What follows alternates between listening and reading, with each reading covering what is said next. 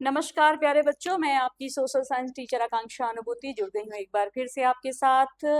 बच्चों, जैसा कि आप जानते हैं, डीईओ ऑफिस गोपालगंज के इस यूट्यूब चैनल पर हम आपकी बोर्ड परीक्षा की तैयारी बहुत ही अच्छे तरीके से करा रहे हैं। बहुत सारे बच्चे इसका लाभ ले रहे हैं।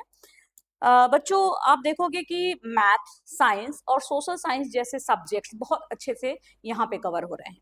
सोशल साइंस में हमने राजनीति विज्ञान के 3 अध्याय ऑलरेडी कवर करा दिए हैं और इकोनॉमिक्स में भी 2 अध्याय हम कर चुके हैं। तीसरा हम नेक्स्ट क्लास से, नेक्स्ट लेक्चर से शुरू करने वाले हैं।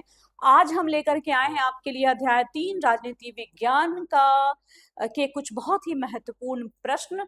आज हम आपके लिए ऑब्जेक्टिव प्रश्न लेकर के आए हैं। तो बच्चों, शुरू करते हैं बिना टाइम वेस्ट किए इस आज के लेक्चर को। चलिए। और हाँ बच्चों, अगर आपने पिछले वीडियोस नहीं देखे हैं, आपसे कोई वीडियो मिस हो गया है, तो इसी वीडियो की डिस्क्रिप्शन लिस्ट में आपको सभी प्लेलिस्ट के लिंक मिल जाएंगे। प्लेलिस्ट में जब आप जाओगे बच्चों, तो वहां पर जाकर के आपको बस देखना है class 10th math, class 10th science और क्लास 10th सोशल साइंस। ये मैं विशेष रूप से क्लास 10th के बच्चों के लिए कह रही हूँ। अगर आप 12 में पढ़ते हैं या आपके भाई बहन कोई 12 में पढ़ रहे हैं, 12 बोर्ड देने वाले हैं, तो उनके लिए आप क्लास 12 के सब्जेक्ट्स की प्लेलिस्ट को ओपन करोगे। ठीक है, तो चलिए बच्चों, आज की क्लास को शुरू करते हैं बहुत जल्दी। आपने पढ़ा अध्याय 3 लोकतंत्र में प्रतिस्पर्धा और संघर्ष। इसमें बच्चे हम लोगों ने बहुत सारे आंदोलनों के बारे में पढ़ा। इसमें हमने 1974 का छात्र आंदोलन पढ़ा, इसमें हमने चिपको आंदोलन पढ़ा, इसमें हमने ताड़ी विरोधी आंदोलन से लेकर के और दलित पैंथर्स के बारे में पढ़ा। इसमें हमने बहुत सारी चीजों के बारे में पढ़ा, राजनीतिक पार्टियों के बारे में पढ़ा, उनके लिए क्या चुनौतियां होती हैं, उनके क्या कार्य होते हैं, उनके क्या फैक्टर्स होते हैं, क्या घटक होते हैं और कौन कौन सी व्यवस्थाएं होती हैं, इनमें सुधार क्या किए जा सकते हैं। बहुत सारी चीजों को हमने बहुत अच्छे से पढ़ा, है ना। तो बच्चों, इसमें फैक्ट के साथ साथ इस चैप्टर में आपने देखा कि कॉन्सेप्ट से संबंधित भी काफी कुछ था। तो आज हम जो क्वेश्चंस करने वाले हैं, आप देखोगे इसमें फैक्ट के क्वेश्चन भी होंगे, इसमें कॉन्सेप्ट के क्वेश्चन भी होंगे। These are really really very very important questions for your board examinations as well as your internal school examinations. जी हाँ, ये क्वेश्चंस आपके बोर्ड एग्जाम्स के लिए भी बहुत ज्यादा महत्वपूर्ण है और उतने ही महत्वपूर्ण है आपके स्कूल में जो इंटरनल एग्जाम्स होते हैं, टेस्ट होते हैं, उनके लिए भी बहुत महत्वपूर्ण है।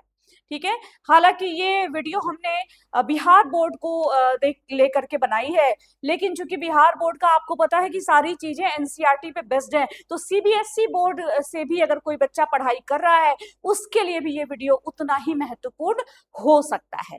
तो चलिए शुरू करते हैं आज के लेक्चर को। राजनीति विज्ञान अध्याय 3 महत्वपूर्ण प्रश्न।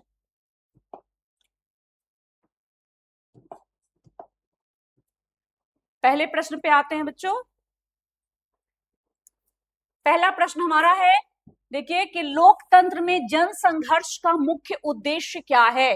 लोकतंत्र में जन संघर्ष का मुख्य उद्देश्य क्या है। और देखिए ऑप्शंस हैं आपके पास। मैंने आपसे कहा कि कॉन्सेप्ट का बहुत इंपॉर्टेंट रोल इस क्लास में, इस चैप्टर में, इस सब्जेक्ट में है। तो लोकतंत्र में जन संघर्ष का मुख्य उद्देश्य क्या है, इसमें आपको जो ऑप्शंस दिख रहे हैं बच्चों, सत्ता प्राप्त करना, जनता के अधिकारों की रक्षा करना, युद्ध करना या चुनाव करना, है ना, चुनाव रोकना। तो हम देखेंगे इसमें क्या है, बताओ जनसंघर्ष क्यों किया जाता है। आपने जितने भी आंदोलन देखे, चाहे वो चिपको आंदोलन हो, चाहे वो 1974 का छात्र आंदोलन हो, चाहे वो दलित पैंथर्स हो, बच्चों आप बताओ कि इसका मुख्य उद्देश्य क्या, युद्ध करना था, युद्ध रोकना था, क्या इसका उद्देश्य ये था कि जनता जाकर के सत्ता प्राप्त कर ले, क्या इसका उद्देश्य ये था कि चुनाव रोक दिए जाए, या इसका उद्देश्य ये था कि जनता के जो अधिकार हैं उनकी रक्षा की जाए। मुझे पता है ज्यादा से ज्यादा बच्चे यही बोल रहे हैं कि जनता के अधिकारों की रक्षा करना। तो ये जो ऑप्शन बी है, ये हमारा सही उत्तर हो जाता है बच्चों। यहां पर अगले प्रश्न पे चलते हैं। चिपको आंदोलन किससे संबंधित है। हमारा नेक्स्ट प्रश्न है, चिपको आंदोलन किससे संबंधित है। ऑप्शंस हैं, ए शिक्षा, बी पर्यावरण संरक्षण, सी उद्योग या डी स्वास्थ्य। बच्चों ये देखिए, ये कॉन्सेप्ट का क्वेश्चन तो नहीं है, ये फैक्ट का क्वेश्चन है, लेकिन इस फैक्ट में बहुत सारे कॉन्सेप्ट छुपे हुए हैं। चिपको आंदोलन याद कीजिए, इसका नाम ही आपको याद करा देगा कि किससे संबंधित है। चिपको आंदोलन की शुरुआत कहाँ से हुई थी, पूरी कहानी याद करो। चिपको आंदोलन की शुरुआत उत्तराखंड के एक गांव से हुई थी, जहां पर पेड़ काटने को लेकर बात हुई थी, जिसमें कि ग्रामीण लोगों ने पेड़ काटने का विरोध किया था। क्यों? क्योंकि वन विभाग ने पेड़ काटने का कॉन्ट्रैक्ट एक व्यावसायिक कंपनी को दे दिया था, जो कि खिलौने यानी कि खेल सामग्री बनाती थी, है ना। इसके लिए, इसके विरोध में जब कंपनी वाले, कॉन्ट्रैक्ट वाले जब पेड़ काटने आए, तो जो ग्रामीण थे वो पेड़ों को पकड़ के चिपक जाते थे और कहते थे कि हम इससे चिपक गए हैं, अब आप पेड़ काटो वरना हम आपको काटने नहीं देंगे। और यही था चिपको आंदोलन। तो बताओ किससे संबंधित है? ये संबंधित है पर्यावरण संरक्षण से। किससे? पर्यावरण संरक्षण से। अगले प्रश्न पे चलते हैं। अगला प्रश्न है, सूचना का अधिकार अधिनियम कब लागू हुआ? बच्चों, सूचना का अधिकार अधिनियम कब लागू हुआ? हालांकि मैंने आपको क्लास में दो बातें बताई थी, राजस्थान में कब लागू हुआ और केंद्र में कब लागू हुआ। लेकिन जब आपसे प्रश्न पूछा जाता है परीक्षा में, तो आपसे पूछा जाता है केंद्र के विषय में, है ना। तो ये अंडरस्टूड होना चाहिए, ये आपको अपने आप समझ जाना चाहिए कि अगर ये प्रश्न आया है तो वो केंद्र को लेकर के आया है। क्या है प्रश्न? सूचना का अधिकार अधिनियम कब लागू हुआ? इसके ऑप्शन है 2003, 2004, 2005 या 2006। सही उत्तर है बच्चों 2005 में सूचना का अधिकार अधिनियम लागू हुआ। चलते हैं अगले प्रश्न पे। भारतीय किसान यूनियन किस वर्ग का संगठन है?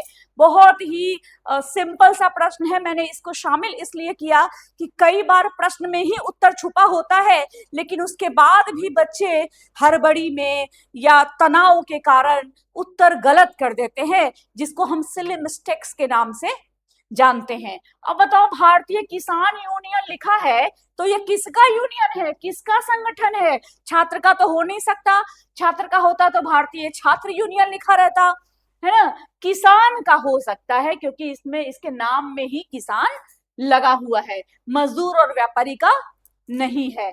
तो उत्तर क्या होगा? इसका उत्तर होगा बी, किसान। आगे बढ़ते हैं।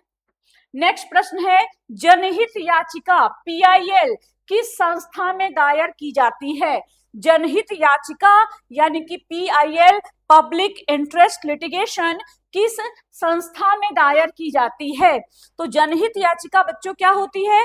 ये इसको ऐसे समझो कि इसमें ये किया जाता है ना कि जब कोई ऐसा मैटर उठा करके, कोई ऐसी बात, कोई ऐसा इशू, कोई ऐसा मुद्दा जो कि जनता के हित में होता है, जनहित, है ना, पब्लिक इंटरेस्ट में होता है, जिसका लाभ पूरे देश की जनता को, आम जन को मिलना चाहिए, आम जन से जुड़ा हुआ कोई मुद्दा उठा करके, और इसके लिए रिक्वेस्ट की जाती है किससे? न्यायालय से। किससे? न्यायालय से। क्योंकि संसद में नहीं, चुनाव का काम अलग है, चुनाव आयोग का, ग्राम पंचायत का कार्य अलग है। संसद में तो नीतियां बनती हैं, कानून बनते हैं, लेकिन जो याचिकाओं की सुनवाई होती है वो होती है न्यायालय में। आगे बढ़ते हैं। अगला प्रश्न है, लोकतंत्र में दबाव समूह क्या करते हैं? बच्चों, लोकतंत्र में दबाव समूह, इस टर्म दबाव समूह की बात हम पहले अध्याय से करते आ रहे हैं। बच्चों, दबाव समूह क्या होता है? दबाव समूह उन लोगों का समूह होता है जो कि सरकार पर अपनी मांगों के द्वारा, शांतिपूर्ण प्रदर्शन के द्वारा दबाव बनाने का प्रयास करते हैं कि आप हमारी मांगे मानिए, हम जिस मुद्दे की तरफ, हम जिस इशू की तरफ आपका ध्यान ले जा रहे हैं, उधर ध्यान आपको देना होगा। और यही काम होता है दबाव समूह का। तो आइए ऑप्शंस देखते हैं। पहला ऑप्शन है, सरकार पर दबाव डालकर अपनी मांगे मनवाने का प्रयास करते हैं। मैंने अभी यही आपको बताया, सरकार पर दबाव डालकर अपनी मांगे मनवाने का प्रयास कराया जाता है। क्या ये चुनाव लड़ते हैं? नहीं। क्या ये कानून बनाते हैं? बिल्कुल नहीं। क्या ये न्याय देते हैं? नहीं। चुनाव कौन लड़ते हैं? राजनीतिक दल। कानून कौन बनाता है? विधायिका, यानी कि संसद या विधानसभा। और न्याय कौन देता है? न्यायालय। आगे बढ़ते हैं। अगला प्रश्न है, निम्नलिखित में से कौन दबाव समूह है? तो आइए, अभी हमने दबाव समूह के लिए एक प्रश्न किया, अब उसका उदाहरण तुरंत देख लेते हैं हम। पहला ऑप्शन है भारतीय किसान यूनियन, दूसरा ऑप्शन है भाजपा, तीसरा ऑप्शन है कांग्रेस और चौथा ऑप्शन है चुनाव आयोग। तो आइए देखते हैं। भारतीय किसान यूनियन क्या था, याद कीजिए, किसानों का संघ, जिसका कार्य क्या था, किसानों की मांगों को सरकार तक पहुंचाना और पहुंचा के सरकार से इस बात की डिमांड करना, सरकार से मांगना, दबाव बनाना कि हमारी मांगों को आप स्वीकार करें। भाजपा क्या है? भाजपा तो एक राजनीतिक पार्टी है। कांग्रेस भी राजनीतिक पार्टी है, जिनका कार्य है चुनाव लड़ना और जीत जाने पर शासन चलाना, और नहीं जीते तो विपक्ष के रूप में कार्य करना। चुनाव आयोग क्या है? चुनाव आयोग एक ऐसी संस्था है जो कि हमारे देश के जितने बड़े महत्वपूर्ण चुनाव होते हैं, चाहे वो लोकसभा के चुनाव हो या विधानसभाओं के चुनाव हो, उनको सही तरीके से आयोजित कराना, संचालित करना, ये चुनाव आयोग का कार्य है। तो भाई दबाव समूह कौन है यहाँ पर? यहाँ दबाव समूह है ए, यानी कि भारतीय किसान यूनियन। आगे बढ़ते हैं। लोकतंत्र में जनता की भागीदारी का प्रमुख माध्यम क्या है? लोकतंत्र में जनता की भागीदारी का प्रमुख माध्यम क्या है? बच्चों, ये जिस चैप्टर का प्रश्न है, उस चैप्टर का नाम है लोकतंत्र में प्रतिस्पर्धा और संघर्ष। क्या बताया जा रहा है वहां पे? और वहां बताया जा रहा है कि लोकतंत्र में जनता किस रूप में भाग लेती है। तो चलिए देखते हैं ऑप्शन क्या है।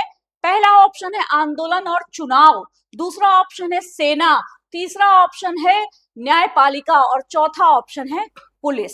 अब यहाँ पर कुछ बच्चे कहेंगे कि मैडम जितने भी ऑप्शन हैं सब में सेना ही तो जाती है, सब में जनता ही तो जाती है। सेना में भी जनता में से लोग जाते हैं, न्यायपालिका में भी इन्हीं जनता में से नियुक्ति होती है, पुलिस में भी इन्हीं में से लोग जाते हैं। तो फिर मैम यह आंसर क्या होगा? तो बच्चों, सेना में जाने वाले सभी लोग नहीं होते, सब नहीं जा सकते, न्यायपालिका में सब नहीं जा सकते, पुलिस में सब नहीं जा सकते, सेलेक्ट होके जाते हैं, परीक्षाएं होती हैं, सिलेक्शन होता है तब जाते हैं, कुछ योग्यता चाहिए। लेकिन आंदोलन और चुनाव, ये लोकतंत्र की जनता अगर है, अगर नागरिक है लोकतंत्र के, तो वो किसी भी आंदोलन में भाग ले सकते हैं, और जितने भी चुनाव होंगे, अगर वो चुनाव के लिए वयस्क होने की आयु पूरी कर चुके हैं, 18 वर्ष या इससे अधिक उम्र के हैं, तो किसी भी प्रकार के चुनाव में वो वोट दे सकते हैं, अगर वहां के मतदाता है तो, है ना। तो आंसर हमारा यहाँ क्या होगा? हमारा आंसर होगा ए, आंदोलन और चुनाव। अगले प्रश्न पे चलते हैं। आरटीआई का पूरा नाम क्या है? अभी हमने आरटीआई से संबंधित एक प्रश्न किया था। आरटीआई का पूरा नाम क्या है? देखिए ऑप्शंस क्या लिखे हैं। ऑप्शन लिखा है right to information, right to India, right to income, right to internet. अगर हम फुल फॉर्म की बात कहें तो ये सारे ही फुल फॉर्म है आरटीआई के, है ना। Right, RTI, right to information, RTI, right to India, RTI, right to income, RTI, right to internet. लेकिन इस अध्याय के कॉन्टेक्स्ट में, आपके सब्जेक्ट के कॉन्टेक्स्ट में, इसका आंसर क्या होगा बच्चों? इसका आंसर होगा राइट टू इंफॉर्मेशन, यानी कि सूचना का अधिकार, है ना। आगे बढ़ते हैं। मजदूर संगठन किसके हितों की रक्षा करते हैं? एक बार फिर से ऐसा ही प्रश्न है, जो कि प्रश्न अपने आप में ही उत्तर लेके आया है आपके लिए। मजदूर संगठन किसके हितों की रक्षा करते हैं? अरे भाई, संगठन मजदूरों का है तो रक्षा किसके हितों की करेंगे? मजदूरों के हितों की ही करेंगे। तो ऑप्शन क्या है देखा जाए, किसानों के, मजदूरों के, व्यापारियों के या छात्रों के? तो इसका सही उत्तर होगा बी, मजदूरों के हितों की रक्षा करते हैं। अगले प्रश्न पे चलते हैं। अगला प्रश्न है, लोकतंत्र में सरकार को जवाबदेह कौन बनाता है? लोकतंत्र में सरकार की जवाबदेही कौन तय करता है? कौन ऐसा करता है कि भाई सरकार, ये सरकार बन गई, अब यही हमारे लिए जवाबदेह बनेगी? ऑप्शन है हमारे जनता और मीडिया, बी सेना, सी राष्ट्रपति या डी राज्यपाल। तो जैसा कि आप जानते हो बच्चों, लोकतंत्र में सरकार को जवाबदेह बनाने का कार्य करती है जनता और मीडिया, यानी कि सही उत्तर है ए। आगे बढ़ते हैं। जन आंदोलन का उद्देश्य क्या होता है? जन आंदोलन का उद्देश्य क्या होता है? यहां पर हमारे ऑप्शंस क्या है? जनहित की रक्षा, व्यापार बढ़ाना, युद्ध करना या कर बढ़ाना। अभी हमने कुछ देर पहले भी इसी तरह के एक प्रश्न को डिस्कस किया था, जिसमें यही था कि जन कल्याण यानी कि जनहित जन आंदोलन का मुख्य उद्देश्य होता है। अगले प्रश्न पे चलते हैं। चिपको आंदोलन सबसे पहले कहां शुरू हुआ? चिपको आंदोलन सबसे पहले कहां शुरू हुआ? तो आप जानते हो बच्चों, चिपको आंदोलन की शुरुआत देखो, ऑप्शन देखो, उत्तराखंड, बिहार, पंजाब या गुजरात। उत्तराखंड आज है, लेकिन जब यह आंदोलन हुआ था उस समय उत्तराखंड नहीं था। उत्तराखंड उस समय का उत्तर प्रदेश का भाग था, उत्तर प्रदेश का पश्चिमी, आप कह सकते हो उत्तर पश्चिमी हिस्सा था, है ना। तो सही उत्तर क्या है? ए उत्तराखंड, जो कि तत्कालीन उत्तर प्रदेश था। अगले प्रश्न पे आते हैं। निम्नलिखित में से कौन जन संगठन है? अब देखिए ऑप्शन, आप देखिए, इतनी देर से हम जन संगठन की बात कर रहे हैं, आप समझ गए होंगे। भारतीय किसान यूनियन, लोकसभा, राज्यसभा या सर्वोच्च न्यायालय। निश्चित रूप से बिल्कुल सही बच्चे सोच रहे हैं, भारतीय किसान यूनियन इसमें से जन संगठन है। अगले प्रश्न पे चलते हैं। दबाव समूह चुनाव क्यों नहीं लड़ते? ये प्रश्न ऐसा है जो आपके मन में भी आता होगा कि भाई दबाव समूह जब आंदोलन करते ही हैं, हमारे हितों के लिए हमारे मुद्दे उठाते ही हैं, तो फिर चुनाव क्यों नहीं लड़ते? तो देखिए ऑप्शन आपको इसका उत्तर दे रहा है। पहला उत्तर ऑप्शन है, उनका उद्देश्य सरकार बनाना नहीं बल्कि नीतियों को प्रभावित करना होता है। दूसरा ऑप्शन है, उन्हें अनुमति नहीं होती। तीसरा ऑप्शन है, वे विदेशी होते हैं। और चौथा ऑप्शन है, वे न्यायालय चलाते हैं। तो आप इसको समझ लीजिए बच्चों कि यहाँ पर जो पहला ऑप्शन है कि उनका उद्देश्य सरकार बनाना तो होता ही नहीं है। किसका? दबाव समूह का। उनका उद्देश्य होता है नीतियों को प्रभावित करना, यानी कि उनका उद्देश्य होता है कि सरकार चलाने में जो सरकार है उसकी जो नीति है उस पे थोड़ा हमारा असर पड़े, हमारी मांगों को ध्यान में रखा जाए, हमारी बातों को ध्यान में रखा जाए, हमारी स्थिति को ध्यान में रखा जाए। ये इनका उद्देश्य होता है। किसका? दबाव समूह का। अगले प्रश्न पे चलते हैं। अगला प्रश्न बच्चों, जन संगठन किसके लिए कार्य करते हैं? जन संगठन किसके लिए कार्य करते हैं? हमारे ऑप्शंस हैं, विशेष वर्ग के हितों के लिए, केवल सरकार के लिए, केवल राष्ट्रपति के लिए या केवल न्यायपालिका के लिए। उत्तर आपके स्क्रीन पर है, आप प्रश्न और ऑप्शन आपके स्क्रीन पे है, आप देखिए। जन संगठन किसके लिए कार्य करते हैं? अभी कुछ देर पहले हमने चर्चा की थी कि जन संगठन का उदाहरण जो कि हमने देखा था भारतीय किसान यूनियन था। तो भारतीय किसान यूनियन किसके लिए कार्य करता है? किसानों के हित के लिए। तो जो भी जन संगठन होता है वो किसी विशेष वर्ग के हितों के लिए संगठित होता है और उसी के हितों के लिए कार्य करता है, यानी कि ए ऑप्शन सही उत्तर है। अगला प्रश्न देखते हैं। सूचना का अधिकार नागरिकों को क्या देता है? सूचना का अधिकार नागरिकों को क्या देता है? सूचना का अधिकार जो कि विशेष रूप से आप देखो प्रश्न में ही है, उत्तर है। हमारे ऑप्शंस हैं, सरकारी सूचनाएं प्राप्त करने का अधिकार, मतदान का अधिकार, शिक्षा का अधिकार या संपत्ति का अधिकार। तो भैया जब अधिकार ही सूचना का है तो सूचनाएं ही तो प्राप्त करने का अधिकार देगा। कौन सी सूचनाएं? सरकारी सूचनाएं। सूचना के अधिकार का अर्थ ये नहीं हुआ कि हम अपने पड़ोसी के घर की सूचना के लिए हम सूचना के अधिकार का उपयोग कर सकते हैं, नहीं। सरकारी क्रियाकलाप में पारदर्शी रूप से सूचनाएं प्राप्त करने का अधिकार हमें देता है कौन? सूचना का अधिकार, यानी कि ऑप्शन ए सही है। दूसरा अगला प्रश्न है, पर्यावरण संरक्षण से जुड़ा हुआ आंदोलन कौन सा है? पर्यावरण संरक्षण से जुड़ा हुआ आंदोलन कौन सा? अभी हमने कुछ देर पहले इसको डिस्कस किया था, आप एक बार देखें इस प्रश्न को। आपके स्क्रीन पर प्रश्न है और देखिए कि कौन सा उत्तर सही होगा। जी हाँ, चिपको आंदोलन। क्या सही होगा? चिपको आंदोलन। आगे चलते हैं। दल बदल कानून निम्नलिखित में से किस पर लागू होता है? दल बदल कानून निम्नलिखित में से किस पर लागू होता है? ऑप्शन है सांसदों और विधायकों पर, दूसरा ऑप्शन है राष्ट्रपति पर, तीसरा ऑप्शन है उपराष्ट्रपति पर और चौथा ऑप्शन है उपर्युक्त सभी पर। इसका जो सही उत्तर होगा बच्चों, ए सांसदों और विधायकों पर, है ना। सांसदों और विधायकों पर। अगले प्रश्न पे चलते हैं। बिहार में छात्र आंदोलन का नेतृत्व किसने किया? बच्चों बहुत ही इंपॉर्टेंट प्रश्न है और हमने कई बार डिस्कस किया है। स्क्रीन पर प्रश्न है, आप देखिए और उसका उत्तर सोचिए। इसका उत्तर है सही बी जयप्रकाश नारायण। क्या उत्तर है? बी जयप्रकाश नारायण जी, जिनको कि लोकनायक की उपाधि भी दी गई है। इन्होंने बिहार छात्र आंदोलन का नेतृत्व किया था। आपको याद होगा कि जब छात्र संगठन के लोग इनके पास पहुंचे कि हमारे इस आंदोलन का नेतृत्व कीजिए, तो इन्होंने दो शर्तें रखी थी। पहली ये कि आंदोलन पूरे तरीके से अहिंसक होगा और दूसरी शर्त ये थी कि केवल बिहार में सीमित न रहकर पूरे देश में इस आंदोलन का प्रचार प्रसार करना होगा। अगले प्रश्न पे चलते हैं।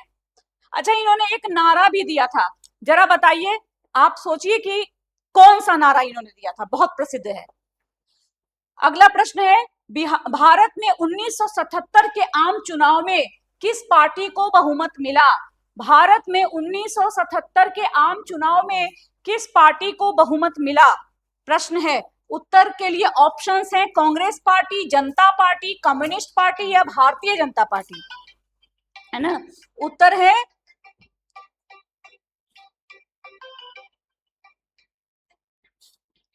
कांग्रेस पार्टी, जनता पार्टी, कम्युनिस्ट पार्टी और भारतीय जनता पार्टी में से क्या होगा उत्तर? बी जनता पार्टी। क्या उत्तर होगा?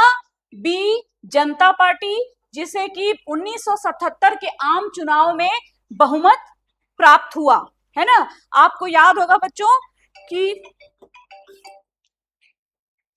जब हमारे यहाँ 1975 में इमरजेंसी यानी कि आपातकाल लगाया गया, वैसी स्थिति में आपको ध्यान होगा, मैंने बताया था आपको कि बड़ी बुरी स्थिति हो गई जनता की, और इसका एक बहुत बड़ा इफेक्ट क्या पड़ा कि आजादी के समय से जो केवल कांग्रेस पार्टी की सरकार बनी थी हमारे देश में, पहली बार एक दूसरी पार्टी जनता पार्टी सत्ता में आई। ये कब हुआ? 1977 के आम चुनाव में। अगले प्रश्न पे चलते हैं। दलित पैंथर्स के कार्यक्रम में इनमें से कौन संबंधित नहीं है? दलित पैंथर्स, आपको याद होगा बच्चों, दलित पैंथर्स के बारे में पूछा जा रहा है कि इनके कार्यक्रम से कौन संबंधित नहीं है। ऑप्शन है ए जाति प्रथा का उन्मूलन, बी दलित सेना का गठन, सी भूमिहीन गरीब किसान की उन्नति, या डी औद्योगिक मजदूरों का शोषण से मुक्ति। क्या है यहाँ पर? इसका उत्तर है बी दलित सेना का गठन, क्योंकि इसमें जाति प्रथा के विषय में भी बात की गई थी। इसमें जो गरीब किसान, भूमिहीन किसान था, उसे भी दलित के रूप में माना गया था, और जो मजदूरों का शोषण होता था, उन मजदूरों को भी दलित के रूप में स्वीकृत किया गया था। अगला प्रश्न है, भारतीय किसान यूनियन के नेता कौन थे? भारतीय किसान यूनियन के नेता कौन थे? ऑप्शन है मोरारजी देसाई, दूसरा ऑप्शन है जयप्रकाश नारायण, तीसरा है महेंद्र सिंह टिकैत और चौथा है चौधरी चरण सिंह। सही उत्तर है बच्चों महेंद्र सिंह टिकैत, जो कि जब 1978 के आसपास भारतीय किसान यूनियन की स्थापना की गई, तो उस समय इनकी भूमिका बहुत ही महत्वपूर्ण थी। आगे चलते हैं। अगला प्रश्न है, नर्मदा बचाओ आंदोलन किससे संबंधित है? देखिए, नर्मदा बचाओ आंदोलन के विषय में भी हमने पढ़ा था बच्चों कि नर्मदा बचाओ आंदोलन तब शुरू हुआ जब गुजरात में कई सारे बांध बनाए गए, जिनमें से एक बहुत महत्वपूर्ण बांध था सरदार सरोवर बांध, है ना। और इन बांधों को बनाए जाने के दौरान जिन गांवों में परेशानी हुई, जान माल का नुकसान हुआ, जिन लोगों की जमीन चली गई, जो बेघर हो गए अपने घर से, जिनका घर चला गया, उनसे संबंधित था ये आंदोलन, है ना। तो इसमें मुख्य विषय क्या था? क्योंकि बांध बनाया जा रहा था, तो ये पर्यावरण से जुड़ा हुआ विषय था। तो यहाँ क्या उत्तर होगा? ए पर्यावरण। आगे चलते हैं। अगला प्रश्न है, बोलीविया में जन संघर्ष का मुख्य कारण क्या था? बोलीविया में जन संघर्ष का मुख्य कारण क्या था?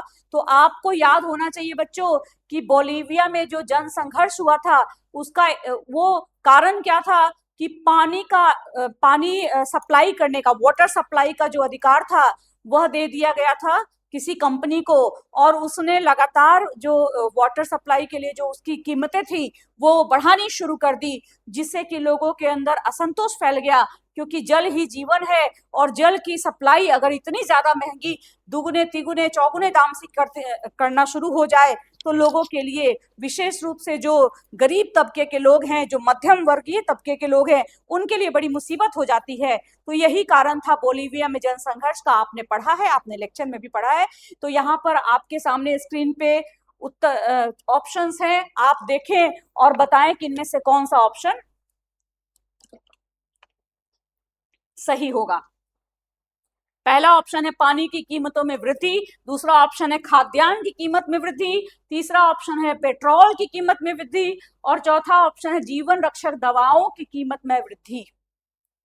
जैसा कि मैंने अभी आपको बताया, ए पानी की कीमत में वृद्धि इसका सही उत्तर है। आगे बढ़ते हैं। अगला प्रश्न है कि गठबंधन की सरकार बनाने की संभावना किस प्रकार की दलीय व्यवस्था में रहती है?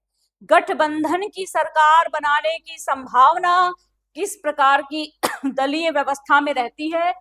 हमारा ऑप्शन है एक दलीय व्यवस्था, द्विदलीय व्यवस्था, बहुदलीय व्यवस्था, या इनमें से कोई नहीं। आप जानते हैं बच्चों, दलीय व्यवस्था 3 प्रकार की होती है, एक दलीय, द्विदलीय और बहुदलीय। तो गठबंधन की सरकार कहां बनेगी? एक दलीय में तो एक ही दल को अधिकार मिला हुआ है कि भाई आप चुनाव लड़ सकते हैं, सरकार बना सकते हैं, तो वो किसके साथ गठबंधन करेगा? द्विदलीय में 2 दलों के बीच में होता है कंपटीशन, या तो ये हारा तो दूसरा जीता, दूसरा जीता तो ये हारा, है ना। यानी कि ये तय है कि भाई एक जीतेगा और दूसरा हारेगा ही हारेगा।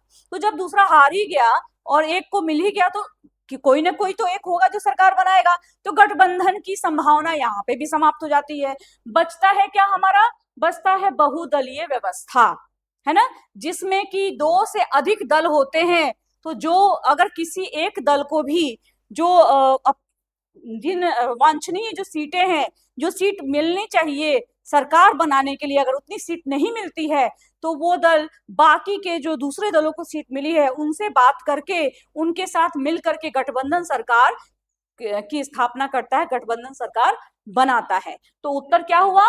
बहुदलीय व्यवस्था। आगे बढ़ते हैं।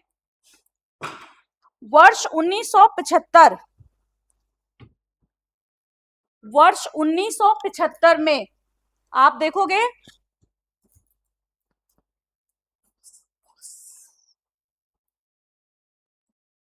वर्ष 1975 भारतीय राजनीति में किस लिए जाना जाता है? ऑप्शंस बच्चों आपके सामने हैं स्क्रीन पर। वर्ष 1975 भारतीय राजनीति में किस लिए जाना जाता है? आपको बता दूं कि भारतीय राजनीति में वर्ष 1975 का नाम बहुत ही दुख के साथ लिया जाता है। क्यों? इसके ऑप्शन देखिए। इस वर्ष आम चुनाव हुए थे, आम चुनाव इस वर्ष नहीं हुए थे। श्रीमती इंदिरा गांधी प्रधानमंत्री बनी थी? नहीं, इंदिरा गांधी जी प्रधानमंत्री थी जरूर उस समय, लेकिन उस समय बनी नहीं थी। देश में आपातकाल लागू हुआ था, ये तो हुआ था। जनता पार्टी की सरकार बनी थी? नहीं, क्योंकि जनता पार्टी की सरकार 1977 में बनी थी। तो हमारा सही उत्तर क्या हुआ? सी, देश में आपातकाल लागू हुआ था। कब? ये हुआ था 25 जून 1975 को। आगे बढ़ते हैं। दबाव समूह चुनाव क्यों नहीं लड़ते? दबाव समूह चुनाव क्यों नहीं लड़ते? देखो, प्रश्न वही है लेकिन थोड़ा सा इसको बदला गया है। दबाव समूह चुनाव क्यों नहीं लड़ते? क्योंकि इनका उद्देश्य सरकार बनाना नहीं बल्कि नीतियों को प्रभावित करना होता है। कुछ देर पहले इसको हमने डिस्कस किया था। नेक्स्ट है, आरटीआई का उद्देश्य क्या है? आरटीआई यानी राइट टू इंफॉर्मेशन कब आया था? 2005 में। इसका उद्देश्य क्या है? तो इसका उद्देश्य है ट्रांसपेरेंसी लाना। ट्रांसपेरेंसी का क्या मतलब होता है? पारदर्शिता। ये पारदर्शिता क्या चीज है भाई?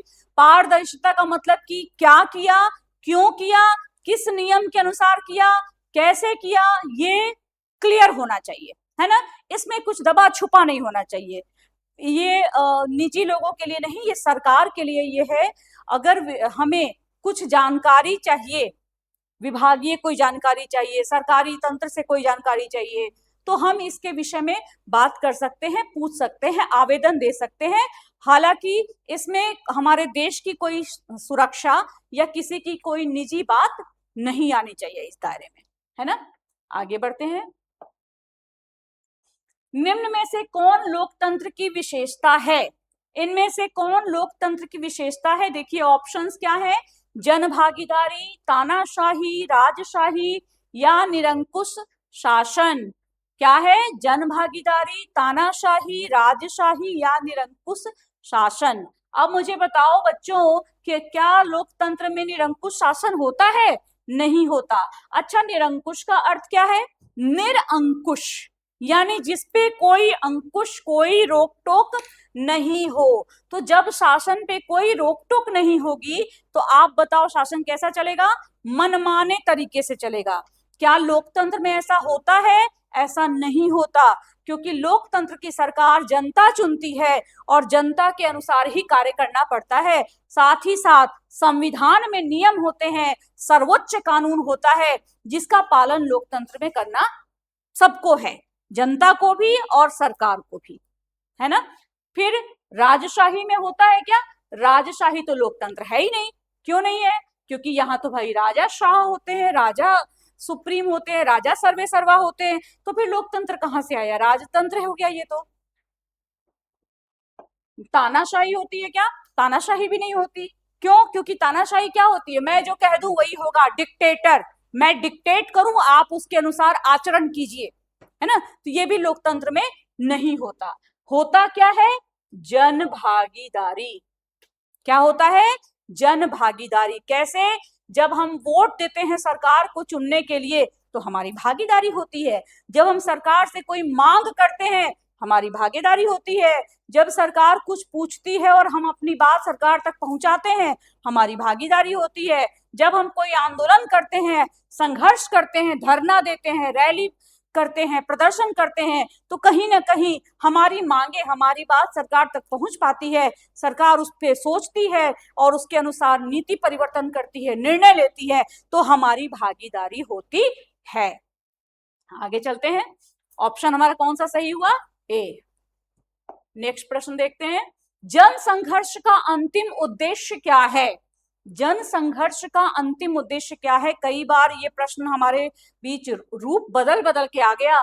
जन कल्याण, युद्ध, हिंसा या सत्ता पर कब्जा। आपके सामने क्योंकि कई बार ये प्रश्न आया तो आपके सामने स्क्रीन पे प्रश्न है, सोचिए और उत्तर दीजिए कि जन संघर्ष का अंतिम उद्देश्य क्या है।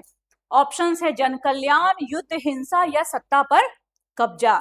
जन कल्याण, युद्ध, हिंसा या सत्ता पर कब्जा। सही उत्तर है ए, जन कल्याण।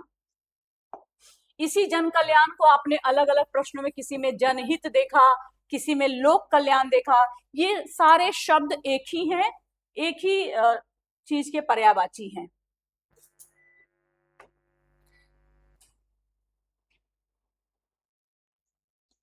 ये हमारा अगला प्रश्न है बच्चों। आप देखिए आपकी स्क्रीन पे है अगला प्रश्न कि नर्मदा बचाओ आंदोलन की प्रमुख नेता कौन है? ऑप्शंस हैं मेधा पाटेकर, अरुणा राय, किरण बेदी या इला भट्ट। सही उत्तर है बच्चों इसका मेधा पाटेकर, जो कि एक सामाजिक कार्यकर्ता है, मेधा पाटेकर। ठीक है, आगे बढ़ते हैं।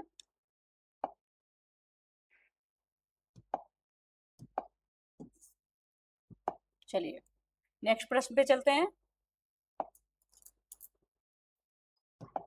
हमारा अगला प्रश्न है कि चिपको आंदोलन के प्रमुख नेता कौन थे? चिपको आंदोलन के प्रमुख नेता कौन थे बच्चों? ऑप्शंस आपके सामने, सुंदरलाल बहुगुणा, अन्ना हजारे, जयप्रकाश नारायण या महेंद्र सिंह टिकैत। तो बच्चों यहाँ पर आप देखोगे कि चार जो नाम हमारे सामने है, चारों नाम हमारे देश के इतिहास के एक चार अलग अलग बहुत महत्वपूर्ण आंदोलनों के विषय में है।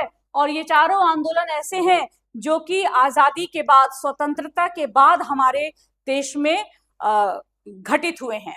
पहला ऑप्शन है सुंदरलाल बहुगुणा, दूसरा ऑप्शन है अन्ना हजारे, तीसरा है जयप्रकाश नारायण और चौथा है महेंद्र सिंह टिकैत। तो चलिए हम सबसे नीचे से शुरू करते हैं। महेंद्र सिंह टिकैत जो कि किसान यूनियन के नेता थे, इन्होंने किसानों से संबंधित आंदोलन में भाग लिया। जयप्रकाश नारायण जो कि 1974 के छात्र आंदोलन से संबंधित रहे। अन्ना हजारे जो कि आपने देखा होगा भ्रष्टाचार विरोधी आंदोलन, जो कि लोकपाल बिल के लिए आंदोलन किया गया था, उससे संबंधित रहे। और सुंदरलाल बहुगुणा जो चिपको आंदोलन से संबंधित है। तो इसका सही उत्तर है सुंदरलाल बहुगुणा। आगे बढ़ते हैं। आगे आने पर हमें मिलता है धन्यवाद का एक टेक्स्ट जो बताता है कि इस चैप्टर के महत्वपूर्ण बहुवैकल्पीय प्रश्नों को हमने पूरा कर लिया है। तो इसको आप 2 बार 3 बार देखिए कॉन्सेप्ट से रिलेटेड प्रश्न इसमें मैंने ज्यादा रखे हैं। बाकी मैं इसके लिए एक और सीरीज लेकर के आऊंगी राजनीतिक विज्ञान के लिए, जिसमें अलग अलग अध्यायों से क्वेश्चन मर्ज करके आपके लिए लेके आऊंगी मैं, जो बहुत ही महत्वपूर्ण होंगे। लेकिन उसके पहले इसका रिवीजन कीजिए, जो चैप्टर पढ़ाए गए हैं उनकी वीडियोस देखिए, नोट्स अपलोड किए गए हैं आपके लिए हमारी वेबसाइट पे, टेलीग्राम ग्रुप में भी आपको उसके विषय में जानकारी मिल जाएगी। तो पढ़ते रहिए, बढ़ते रहिए, क्योंकि जो पढ़ेगा वही बढ़ेगा। बहुत धन्यवाद।